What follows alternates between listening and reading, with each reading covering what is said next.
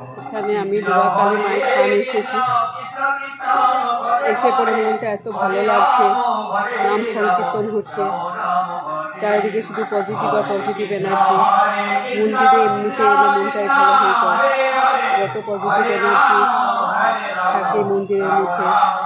তারপর সুন্দর পরিবেশ, পুকুর, গাছপালা সব কিছু মিলেমিশে মন যেন একবারে খুশি খুশি ভরে যেতে হবে।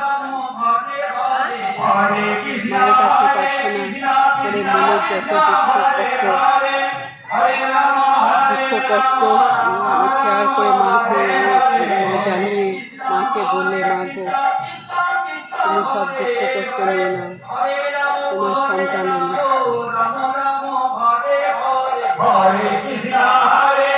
তুমি তো সবই জানো।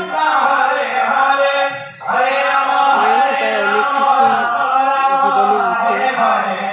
সব থেকে মেন ব্যাপার হলো মনের শান্তি। মাকে বললাম, মা যেন মনের শান্তি নিয়ে, মনের ফুর্তি নিয়ে, মনের উৎসাহ নিয়ে, মনের খুশি নিয়ে যেন জীবনে এগিয়ে যেতে পারে।